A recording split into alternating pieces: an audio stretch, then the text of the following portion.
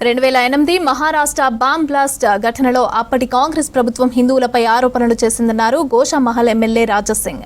సాధ్వి ప్రజ్ఞా సింగ్, కల్నాల్ రోహిత్ ఇలా 7 హిందువులపై కేసులు పెట్టి టార్చర్ పెట్టారని విమర్శించారు.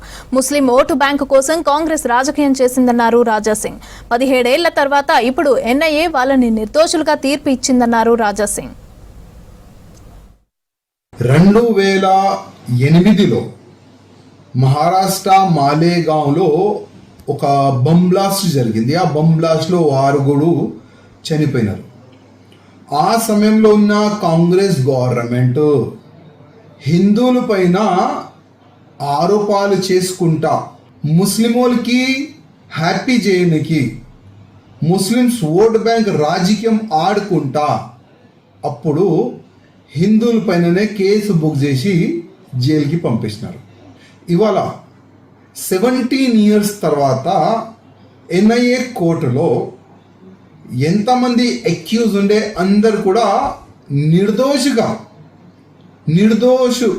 వీళ్ళకి అసలు కేసు చేయలేదు, వీళ్ళు నిర్దోషులు అని కోర్టు తీర్పు ఇచ్చినది. ఇవాళ యావత్ భారతదేశంలో ఉన్న హిందువులకి ఒక మెసేజ్ ఏ విధంగా వెళ్తుందంటే, ఈ కాంగ్రెస్ వాళ్ళు మా హిందువుల పైన కానీ, మా సాధు సంతుల పైన కానీ ఒక వర్గంకి ఖుషి చేయడానికి ఏదైనా చేయొచ్చు, ఆ విధంగా ఒక మెసేజ్ అయితే బయటికి వెళ్తుంది.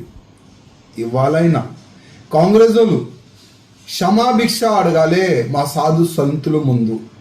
సాధ్వి ప్రజ్ఞా సింగ్ ఠాకూర్కి కానీ, కర్నల్ రోహిత్ ముందు తల వంచి మాతోని తప్పు అయింది అని కాంగ్రెస్ వాళ్ళు చెప్పాలని నేను